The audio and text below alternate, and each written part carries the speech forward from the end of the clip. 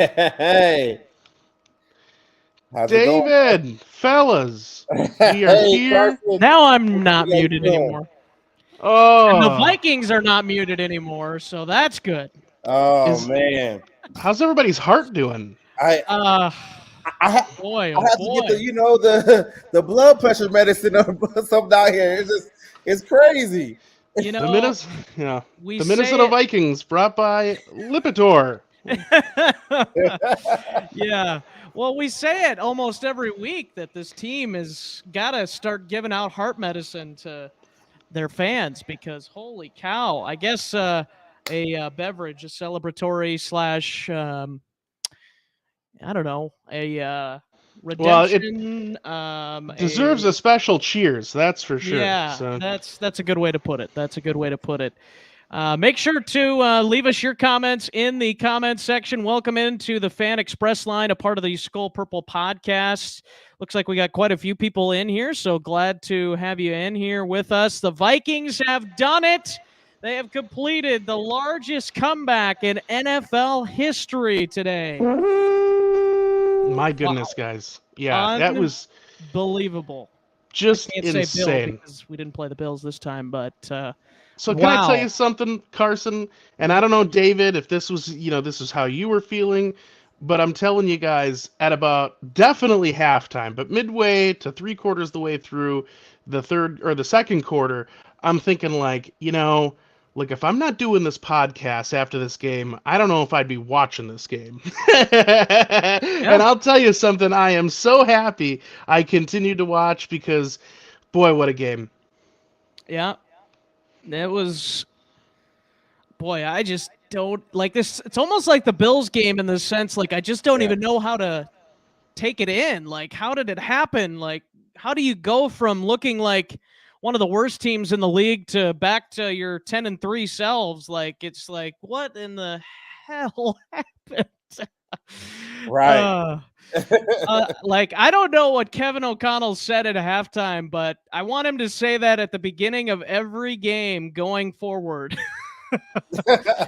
Because holy cow, did that demeanor of the team just change in that second half? It was like night and day difference.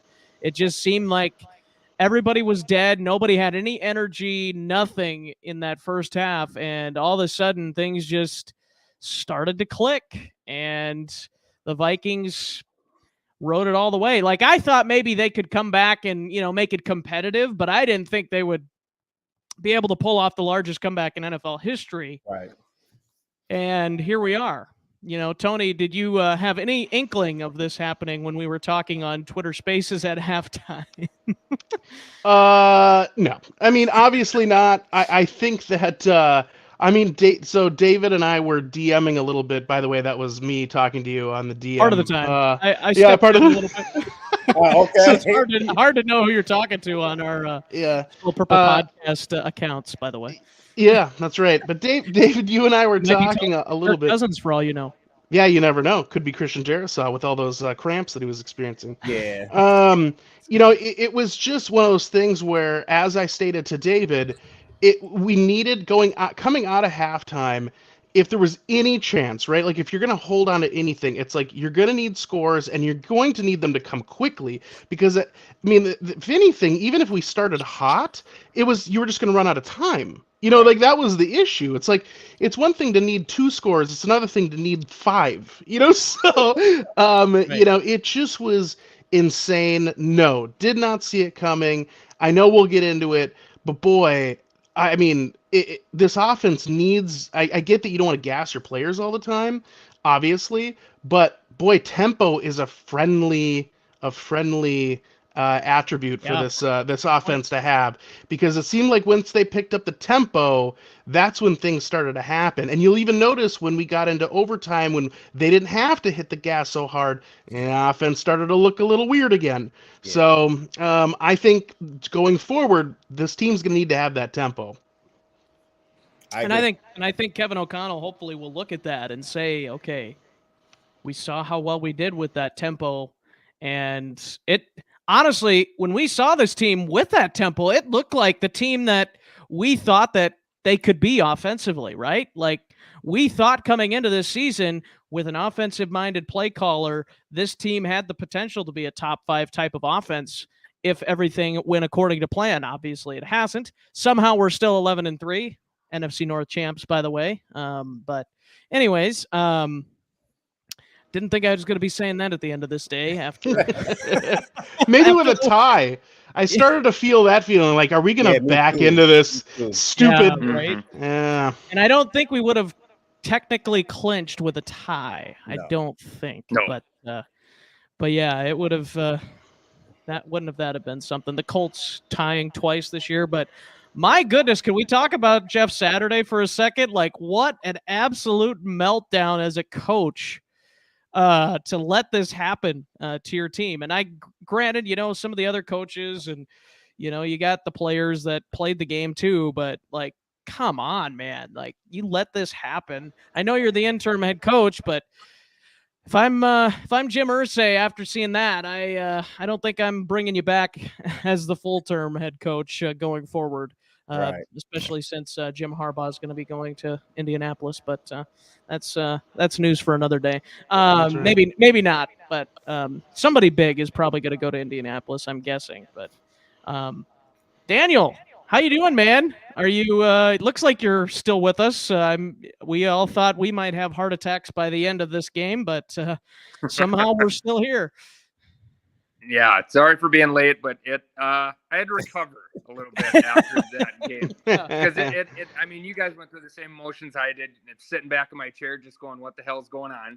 This whole first half, like everything, absolutely everything went wrong.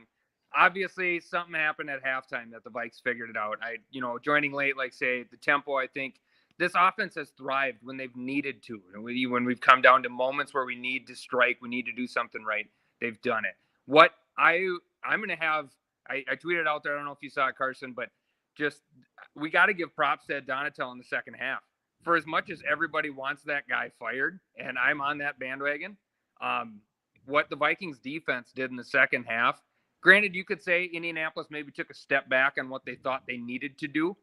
They did still step up. The Vikings defense stepped up when they needed to, got stops, gave the chance back over to the offense, and actually, as we all know, should have had 2 touchdowns in that game. Yes. And it was pulled away from them. But I think Ed Donatell and the defense, for how atrocious they looked in the first half, really improved in the second half. As much as credit deserves to go to the offense, I think the Vikings defense is as much a part of that win as the offense. Well, yeah, and then the offense, or the defense, I should say, only allowed 22 points in that game because the special teams touchdown for the Colts and the defensive touchdown for the Colts. So you could say, the Vikings defense, but like you said, in the end, the second half was really good. As much as it is maybe hard for us to say that, and just based on how the season has gone, but it's I don't know if we can start to expect this from now on, but it definitely worked in that second half. Appreciate Brian getting in here. Skol Vikings. Yeah. No we hear you there, Brian. We hear you there. Make sure to get some heart medicine if needed. That's why we drink. Or a beverage of your choice. Beverage. Yeah. An age-appropriate beverage, as we like to say. Yeah, age-appropriate. That's right, assuming you are of age, yeah. Mm-hmm. Yeah, kitty cocktail. But the largest comeback in NFL history, I'm still having trouble grasping this. A buddy of mine I went to school with briefly was snapping me. He was at the game. I was like, dude, I am so sorry you're at this game. And then second half switched, and here we are. It's like, oh, well, looks like you did pick a good game to go to after all. One of the best. Yeah, that's right. How the turntables turntable. So. Well, I wanna say something real quick, and then I know David, you probably have something in your mind, but Daniel, you mentioned the defense. I think for me, not to be like a sourpuss a little bit here, but it was like, hey, so maybe bringing pressure works. Imagine that. 100%. I wonder. I that out there too. I agree. It's amazing. Yep. And now I know it was a 4th and 9 there before the Colts ended up punting it. I think it was near midfield when they ended up punting it there in overtime that led to the Vikings game-winning drive. If I'm Jeff Saturday, based on the fact that you probably aren't going to get the ball back, I would have thought about going for it on that 4th down there, because either you're playing for the tie at that point or you're playing to lose, because the Vikings, the ball is in their hands. The only thing you're hoping for is a muffed punt or a turnover, which, could happen. But I would have, based on how successful you were in that first half, I would have tried to convert. And even in that second half, they did have a few plays that got some big yards. But I thought that they could have at least they should have pondered going for it. I know we probably shouldn't say ponder very much on this show, but jump pass. Yeah. But I thought they could have easily gone for it there. And even if you don't get it, the Vikings still need 10, 15 yards to get into field goal range. Because at that point, with there being 2 minutes left, it's like you're either going to tie or you're going to lose, probably. I don't know what the 4th down bot or whatever, the robot guy that tweets out whether they should go for it or not automatically on Twitter. I should probably go back and find that. But Saturday had a guy hovering right next to him. He was did he? whispering in his ear that whole time. Go for it. Yeah. David, what were your thoughts on that? And then just anything else you want to put out there? My thoughts is just wow. And this team I love this team. They showed a lot of resilience, man. I really thought they were dead in the water. I wanted to fire everybody at halftime, tell you the truth. Yeah. I wanted to fire everybody at halftime, but I don't know what KOC said in the locker room or what kind of changes were done behind the scenes on defense, but that was a completely different team in the second half. It really was. And I'm not saying I'm still gonna call my Super Bowl prediction, but if they can play like they played in the second half, they're gonna be hard to beat. They're gonna be real hard to beat. And it's just this is what the defense needed to get some kind of confidence to pitch a shutout for 33 points, in the second half. That's amazing to me. So, well, and I think go ahead. Yeah, for me, the big thing is I agree with everything you guys have said. It's just consistency, guys. What separates the good teams and the great teams is consistency. And this team has seemed to lack a lot of that, especially over the last 3 to 4 weeks. And I know there's a lot of close games here and there, but boy, I think they got exposed a bit with Detroit. I think Indianapolis came into this game basically following the same blueprint that they saw Detroit run and Dallas run. And, we got to have a counterpunch, which it seems like we had somewhat of an answer in the second half. But now we have the Giants, and I guarantee they're going to test us the same way to see if they can get away with it. So we got to figure it out. Otherwise, boy, you just don't want to go into every game with every other offensive coordinator in the league going, yeah, this is how you beat that team. Right. So as much as I feel happy about today, yes, I'm going to be the bummerooski here. We got to figure it out. But I am super stoked today. It's Saturday. I still have a whole nother day in the weekend I get to celebrate. This is fantastic. Hey, you know what? That's right. And I'm so excited to watch stress-free football tomorrow. That's what I'm excited for because, Lord, we need it after watching this today. My goodness. But Erica, I think you speak for most of us with the second part. I don't think most of us thought they were going to come back and win, but definitely have been notorious for those roller coaster emotions throughout not only this season, but let's be honest, throughout the history of this franchise. Mostly disappointment, honestly. But, it's nice to have one of those years this year. Yeah, KJ is number 2 in the room. I like it. I know, David, you had mentioned you had thought he had overtaken Adam Thielen earlier this year as the number 2 wide receiver, and definitely seemed like he showed that today. A couple of, obviously, that miscue on that drop, but other than that, he was fantastic today. He sure was. Does anybody I'm glad they're going to him, and I'm just seeing Thielen being that possession receiver is still going to be great in the red zone, everything like that. But what KJ did today with that big body dragging guys for extra yards, that's what I've been wanting to see all season. Where have you been, KJ Osborn? Yeah. Now my question is this partly on him? Is it partly on KOC? Is it partly on Kirk for not getting him the ball? Yeah, I'm sure, the old Kirk fans will say it's not Kirk's fault. But anyways, it seems like the talent's been there.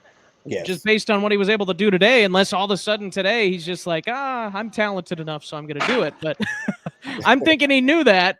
And I'm just kind of curious, like, why did this happen out of nowhere almost? It seems like he's got the talent to at least be a top number 2 receiver on this team. And I know Adam Thielen, like you said, still a top red zone threat, but going forward, it'll be interesting to see if the Vikings can use him more in that number 2 role, kind of have Adam Thielen take a number 3 spot, which could lead us into some other interesting discussions for next year. But anybody else want to speak on KJ Osborn here? I'm just super excited to go ahead, Daniel. Go ahead, Tom. Oh, okay. I was just going to say, I think he good job hosting by me. No, sorry. I think he is our second best wide receiver, and it's just because Thielen's missed that step. He's not cutting routes as cleanly as he used to. He used to be one of the best route runners in the NFL. He's just not getting those cuts, getting that separation like he used to. Nothing against him. He's still got hands, like you said, red zone threat. But I think KJ is a guy that we can mold into that number 2. I don't think Thielen's on the team next year. Obviously, we'll see what's going to happen. I just think he's going to end up going somewhere else because we're going to have to pay Jefferson after this year. He's going to get big money this year. We're not going to wait for his rookie contract to expire. So I think we're going to have to create money elsewhere, and I think that's going to be, unfortunately, maybe the Adam Thielens of the world moving on. I think KJ Osborn steps up. But right now for this year, I like him in that third wide receiver slot type position just because he flies under the radar. He doesn't draw that extra attention like Thielen does. That's what could have opened up KJ today a little bit. And Hawkinson's presence. I still, I preached it as soon as we signed him, how much of a difference he's made to this offense. They're shedding, JJ, they're putting 2 guys, they're blanket covering him no matter what. But then they're starting to shed and cover Hawkinson with a double coverage, which opens up everything for KJ. So now I think this is a perfect time for him to shine because you got JJ with 2 guys on him. You got Hawkinson with, 1, maybe 2 guys on him. And then that leaves open Thielen and Osborn to do whatever they want, kind of. And, Osborn was the beneficiary today. And, yeah, he proved. I thought that was a catch, that 40-yarder. Obviously a great day outside of that. But you add that to it, I mean, wow, what a day for him. Yeah, I couldn't be happier with certainly KJ's performance today. I thought, it's as you guys mentioned, it's what we were waiting for. And you're exactly right. That was actually going to be my exact point, Daniel, was I feel like with the emergence of Hawkinson, more of him just being on the team now, more than that he was lost before, it's that it's opened up things for KJ, like you said. And I think when the Vikings started to roll in the second half, yeah, there were some big chunks, but what I also noticed was quick tempo and just taking what the defense was giving them. Who cares if we can't get a 15-yard pass on first down? Take 4 yards. Yep. Take 5 yards. We had so many second and third and manageables in that second half. And obviously the big chunks are what brought us back into the game. But if we had been doing that, and I know this is hindsight's 2020, but if we had been doing that from the get-go, this offense would have been pretty tough to stop from the get-go. And I know we'll get into it. There was the turnovers and whatever, but yeah, good old Jalen Reagor. Now we know why he's running with the 2s. Yeah. Your boy, Jalen Reagor. What's going on, David?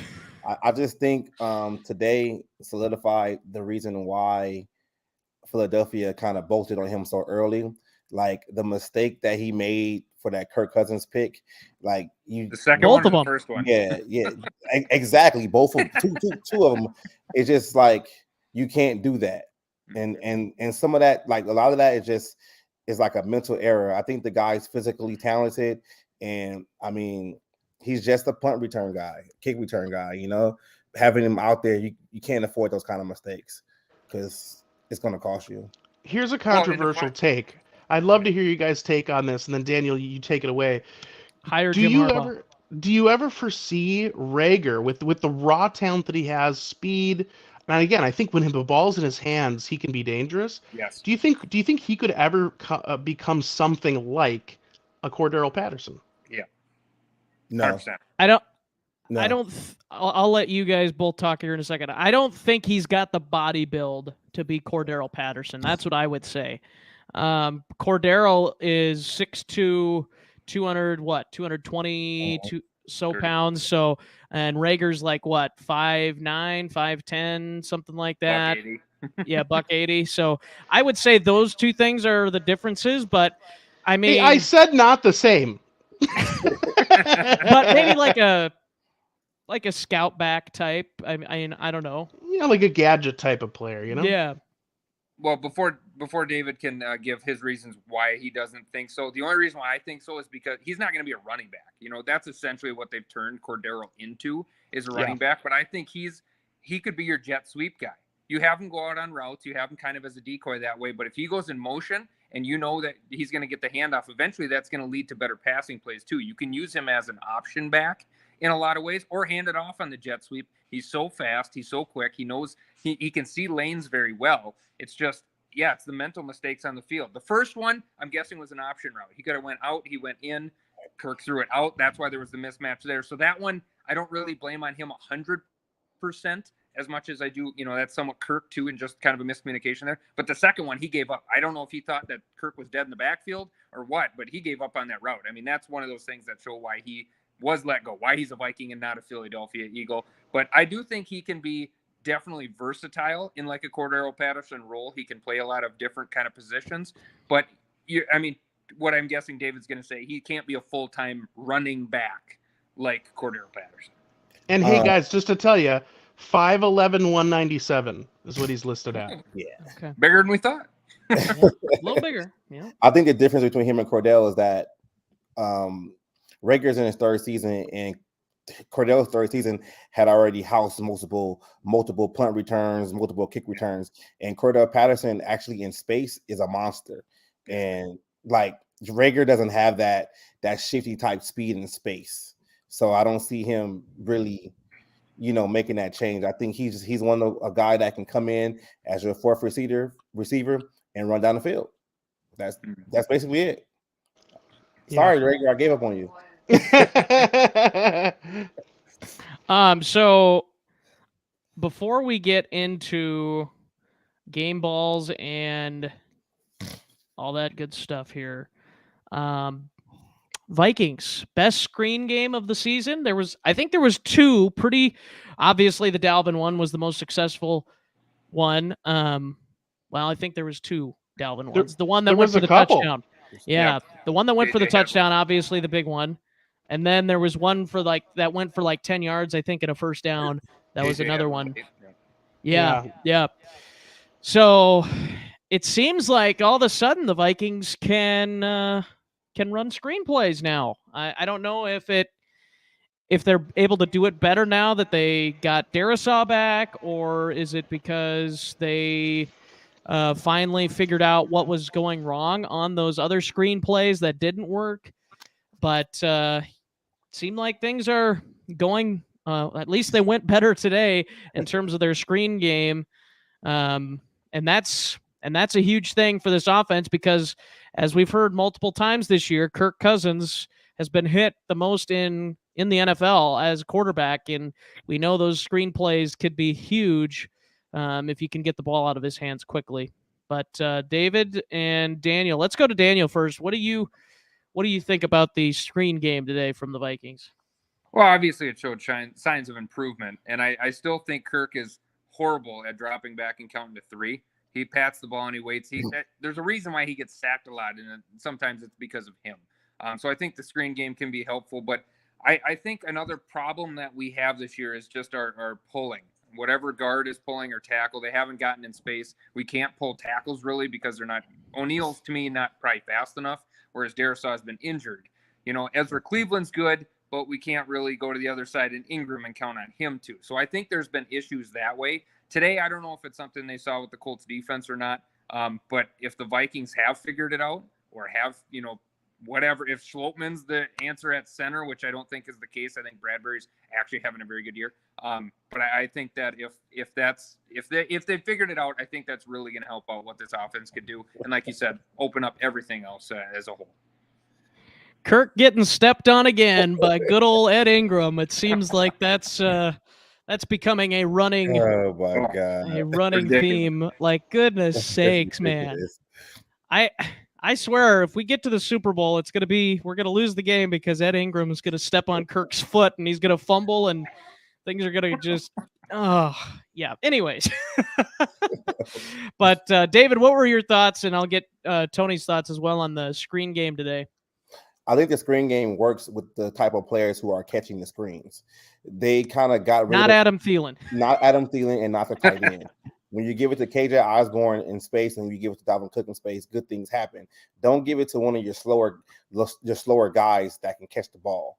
I just don't understand all those tight end screens, for the past couple of weeks. Dalvin, give it to him. KJ, give it to him. I want to see JJ get a couple of screens, please. But that's what I think is the difference is the personnel catching the screen can actually get something done. Tony, anything you want to add there?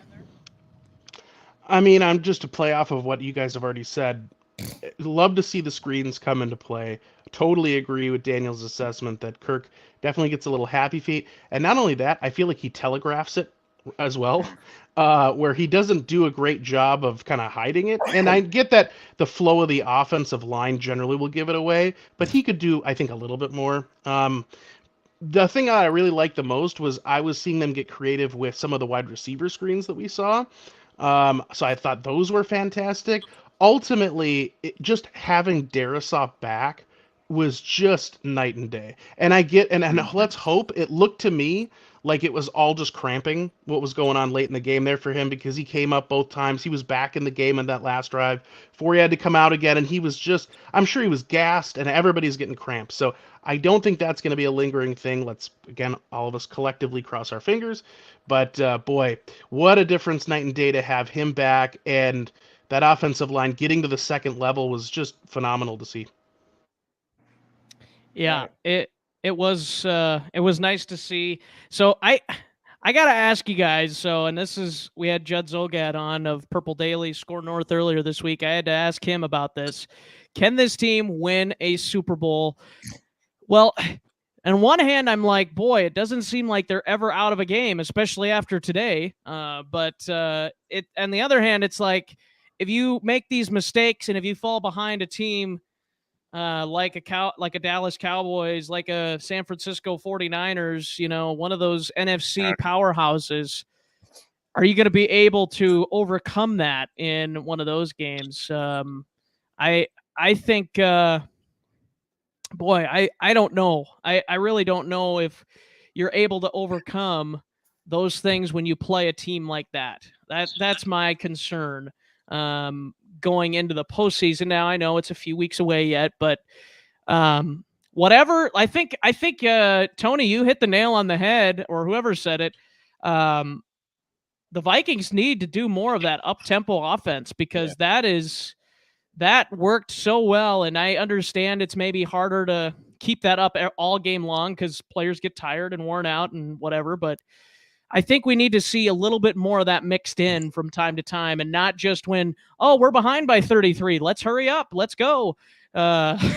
Because obviously you're going to want to hurry up in that time, but let's do it before we're down by 33 points.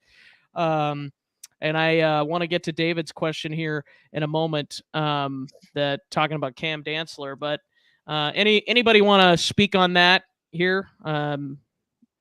Go ahead. I think they can win a Super Bowl. They just have to keep the score kind of close. Well, not today. They actually came back from 33 points. But I think they can win a Super Bowl. They just have to play mistake-free football, which is everybody's going to do at that time. But they can win it. They have the offensive weapons. The defense can force turnovers if they actually get pressure and not play 10 yards away from receivers.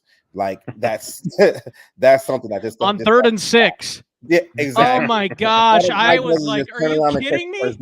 Now there was a time on like a second and shorter or whatever that Duke Shelley, which will relate to your Cam Dantzler question here momentarily, but Duke Shelley came up and he deflected a ball out of the hands of a receiver. So you can play off if you're going to come back up and try and knock the ball out of their hands, but eventually, if they throw it quick enough, you're gonna not be able to get there soon, quickly enough. Well, but the problem was they Go were ahead, Tony. they were consistently running crossing routes. You can't play 10 to 12 yards off the ball if they're constantly going to cross over your face, because then they're open, you're out of position. That entire first half, I'm going, come on, play up. And I get that at the end of the day, our personnel probably is lacking the skill to stick with receivers in a man-to-man situation. I know they played a lot of zone, but you're basically kind of playing man-to-man until you get back to your zone if you play up on the line like that, unless you're playing in the flats. But my point is it's schematically, it seemed like everything felt the same as last week, and it was soft. And I know we mentioned this earlier, we saw the pressure come in the second half, and because this defense is weak on the back end, you have to create pressure on at the line with your front four or by bringing an extra guy in.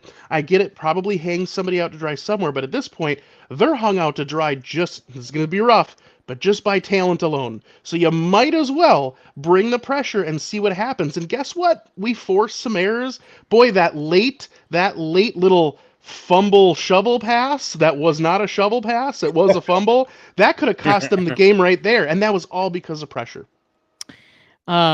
To my dad's point here, I was this close. I actually had the text message ready, Tony, to send you.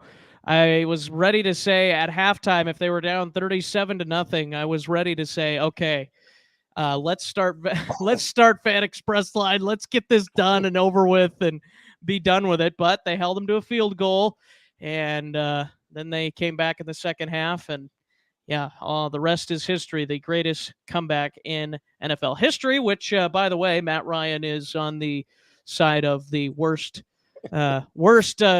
blown lead in NFL history and the worst blown lead in Super Bowl history. So, congratulations, Matt. I don't know how you'll celebrate this, but congratulations. It's going to be a Jeopardy question. Yeah. Yeah. I think Matt Ryan's going to be doing Campbell soup commercials next year. Joining the old Donovan McNabb. I remember those old ones with old Donovan McNabb. Viking legend, by the way, Donovan McNabb.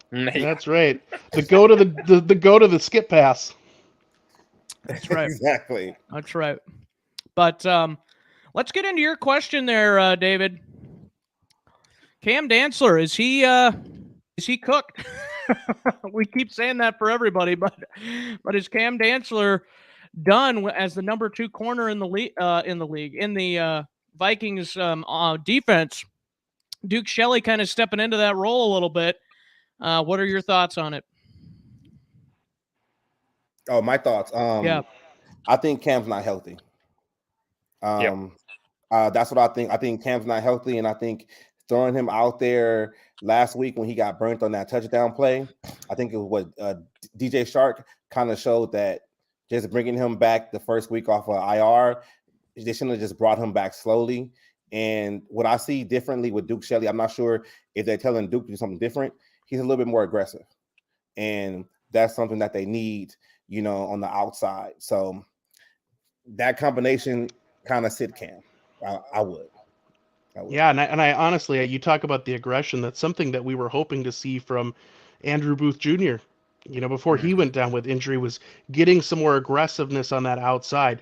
I like Cam Dantzler. I think Cam Dantzler has the tools to be a good corner, but I also see issues with him playing a little soft and not having some of the aggression or, playing his instincts sometimes, especially in the pass game. I think in the run game, he's still there, but I just think sometimes he might be stuck, and I hate to throw it on the previous regime, but we've heard time and time again about how these players felt like they could never make a mistake when we were under Zimmer and company. And maybe there's a little bit still lingering with him where he's trying to be perfect instead of trying to play on his instincts, especially again in coverage. Yeah. I was David. just going to say, I think David's right. I think it's health. I think that's why he's not in there. I still think he's the best cover corner out of the two. If you're going to drop back and pass, I'd rather have Cam Dantzler.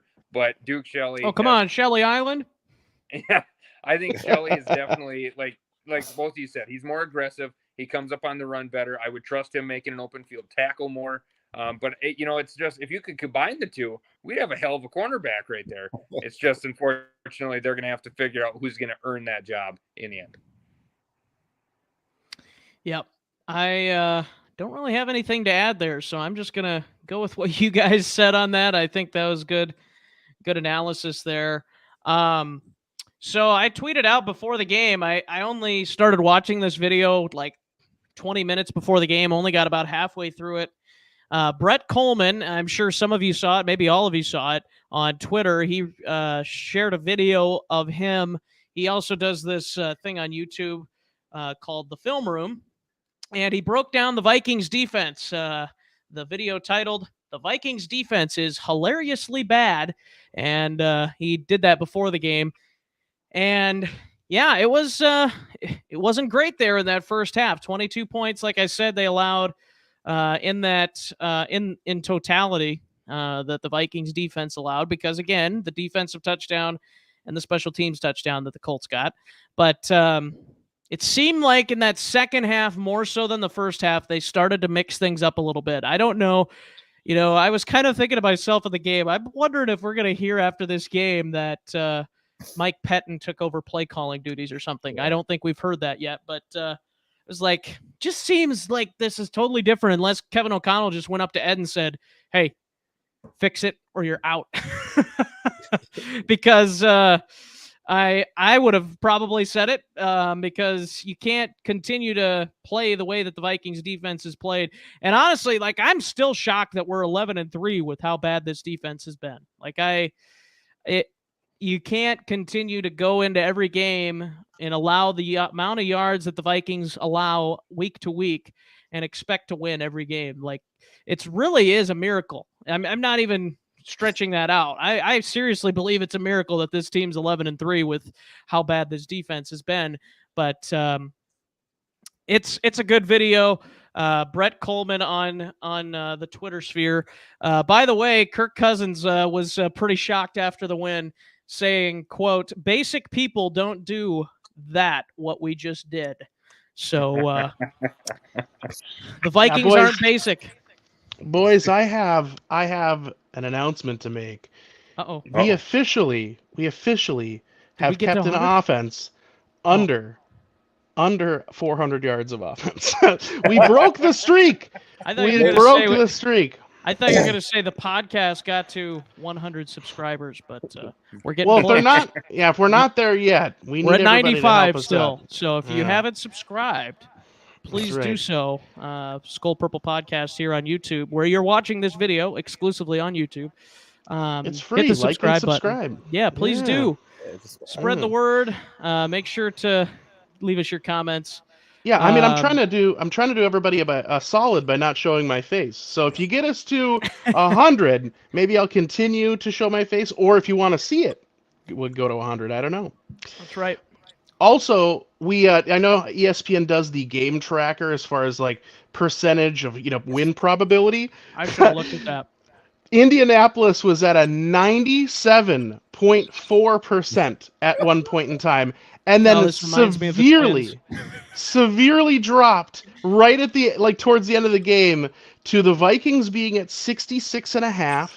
Then we went up to the Colts having again a 66% chance of winning, and then again a severe drop back to, of course, the Vikings taking the game. So basically what I'm saying is if you're an Indianapolis Colts fan, it looks a lot like the stock market these days.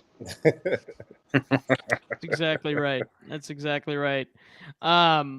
Let's go ahead. We're all going to give one game ball out here. I'm going to give my game ball to Kevin O'Connell because I was also going to have his head if the Vikings lost this game a little bit, but I think we were all kind of there at that end of that first half. But I'm giving the game ball to Kevin O'Connell because, like I said, whatever he did, whatever he said at halftime, I would have loved to have been a fly on the wall there, but it worked, and the Vikings just, or maybe it was a leader. Who knows? Maybe it was somebody else that said something. Maybe JJ got up and said something. I don't know, but it was much needed, and it flipped the switch, and here we are, 11-3, NFC North champions, and we have secured at least one home playoff game with that win. So, David, how about you for your one and only game ball today? I'm gonna give it to Kirk. I mean, every week he's out there getting blown up and getting hit. I mean, receivers are not making the right play, and he's coming out there and he's still slinging that ball down the field. So I'm going to give it to Kirk. Kirk Cousins, game ball. Kevin O'Connell, game ball. Daniel? I wish I could split it because like I started out with, I think the defense in the second half stepped up. You can't give it to everybody, but I thought the defense. You want to give it to Ed Donatel? Don't lie. Yeah. Hey, I said we got to give him his props for what they did in the second half. I don't know. Like, I'm with you though. You mentioned a couple seconds ago. I'm guessing KOC went up to him at halftime and said, "Do your job, or someone else will." And something happened, and it made changes. So Ed Donatel / defense. That's where my game was at. All right. Boy, I never thought we'd hear that. All right. Tony? I never thought I'd say that. Right. Tony, do you have to get going here, Daniel? I can finish out here with Tony. Okay. Sounds good. Tony, go ahead and give your game ball here. Yeah, if any of you, by the way, want to see, I did have a tweet earlier this week, or not a tweet, a TikTok. I am on TikTok. Steggy Stories on TikTok, as well as the podcast is also on TikTok. But I had a TikTok that I made. If you're a Family Guy fan, you might be familiar with this scene. But it was, the caption was Kevin O'Connell going to talk to Ed Donatel after giving up another game of 400 yards of offense, and it's Peter loading up the double barrel in the back, and Meg's trying to stop him, and he's like, I just want to talk to him. I just want to talk to him. Anyway, Yep. My game ball has to go to KJ Osborn. Yeah. We needed a spark. Thank you. We needed a spark. He came through. He was what we needed at the time. We needed somebody with some fire. Carson pointed it out earlier. It felt like we were starting to have some bad body language. Guys were starting to mope around a little bit. And KJ was like, no, forget that. I'm going to go out there and ball out and see if we can get back into this game, obviously with conjunction with Cousins. And boy, without Osborn, I don't think we win this game. So absolutely KJ Osborn, way to go. First 100-yard receiving game for KJ, way to go. Well, and I'm with you, Tony, just to chime in there. Sorry to interrupt, but when he caught that 40-yard drop and he came up fire, he's flexing and everything. We're down 33-0. I don't remember if we scored at that point yet. I'm like, all right, guy. Calm down. Our ass kicked. We made a cool catch. We're getting our ass kicked. But it was the right attitude. I mean, it obviously it helped. It fired up, and it obviously led to a great game for him. Yeah. No, part of me is like where you're at, Daniel. Like, you shouldn't be flexing when you're down by that much. But at the same time, if it gets your guys fired up and you're able to go out and come back and win like the Vikings did, odds of that happening, boy, that was, 1 in, 3 percentage points, apparently, according to that ESPN thing that you said, Tony. So there's a 3% chance. Apparently, Mike Zimmer is trending on Twitter again, but I will avoid looking at that. He's coming back. He's coming back. At halftime, I'm willing him back. He turned down the Colorado job. Yeah. Did he actually? Yeah. The old snapping turtle was back on the sideline calling the defensive plays for us. Yeah. That's right. Anyways, I think we are going to forgo our list of the week. We don't really have an idea for that, but as we get into Christmas here the next couple of weeks, next week is Christmas Eve. We're having a Christmas Eve day game or night game, depending on, I guess, what the NFL decides to do there. But boy, that could be tough. A lot of us, I don't know. I'm hoping to go to church on Christmas Eve, but I don't know if that's gonna. I don't know. We'll have to make arrangements somehow, somewhere or another for that. But Carson, they're gonna be They're going to be patting you down, making sure you don't have earbuds in. That's right. That's right. Might have to have my iPad on and just trying to hide it between my legs on the seat and just looks like I'm praying. Well, you probably will be But, praying. Well, with this team, you never know. But thanks everybody for tuning in. Any last statements for you guys before we head out? David, you looks like you got something on your mind there. Yeah, I got one. And I think this is probably on all our minds too. Referees, this blowing the calls dead too early, the fumbles, running into Cam Bynum causing a touchdown. Like, I don't know what's going on with the NFL refs in these Viking games, but something needs to change. Like, it's at this point, it's just terrible. It really is. Like, I'm disgusted by it. What I'll say on that is I am glad that we aren't sitting here having to complain about it in a loss. And I'm also glad that the Vikings, even though they were displeased, they didn't let that derail them. Because I think a lot of times teams that get so hung up on a call or no call, like you see even the Vikings at times, like Jefferson or Thielen is the worst. Oh my goodness, how did you not call that? Just throwing a fit. It's like, who cares? It didn't get called. Go back out there, get it the next play. I get you get upset with it, but it's like you got to keep playing because the more adversity you're going to have adversity, especially once you get to the postseason, and you just got to get back up. You got to go back out there and keep on going, fight through it. That's just the way it is in this league because we know that the league secretly hates the Vikings and calls everything in favor of the Packers. But anyways, I have something I just quickly want to add on the ref point, and especially obviously we're talking about the fumbles or the non-fumbles or whatever you want to call it. The first one was I didn't like it, but I understood it. It was a little bit, if I'm really being honest with myself, it was like I could see how they could go that way. The second one, though, it made no sense because the runner was still upright when the ball came loose. So it was like, how is that not clearly a fumble if you're on the field? So, I mean, if he's down close to the ground, again, I get it because maybe the knee was down or whatever. But when he's upright, it's just, I don't know. I don't know if they were out of position, whatever it was, but that could have been such a critical moment for the team. And as you already mentioned, Carson, I'm just glad we get to complain about it in a win, and it did not impact the outcome of the game. Also, by the way, bonus game ball for me, Greg Joseph hitting the game winner. That's right. That's right. But hey, another thing I want to mention before we let Daniel talk and we go here, like that's the thing with the officiating. It's like you just can't let it impact you to the point where it's the difference in a win or a loss. Like that's the thing. Like if the Vikings would have lost and people would have been sitting there complaining about the officiating after the game, I would have said, you were down 33-0, and you're telling me the officials were the difference in the game. Come on. Like, that's my whole thing. It's like, yes, those calls sucked. Should we be surprised because it's the NFL and we know how terrible it is at times with officiating?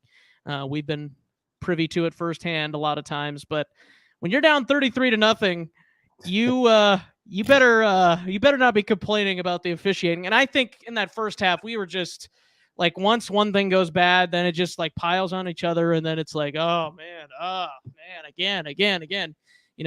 The KJ drop, all these different things. It's like, oh, we finally got a play to go. Nope. But perseverance, that's what pays off. Kirk Cousins with his 7th come from behind victory of the season, and the Vikings clinch the NFC North. Largest comeback in NFL history. Daniel, any final thoughts for us here before we close? Not a whole lot. Guess I just want to say thanks for having me again, Carson, David, Tony. Always a pleasure chatting with you guys after the game. Have a Merry Christmas, everybody out there. And one last thing, Carson, I know you're going to hate it, but go Jacks. They're winning right now. They're making their way to the FCS championship next week, hopefully, or January, excuse me. So hopefully they can pull that one out. So I'm watching the Jacks at the same time here. Big game for them. So that's all I got to say. Skol Vikes. Thanks, guys. As much Skol as it Vikes. hurts me to say, good luck to your Jacks. Good luck to your Jacks. But Later.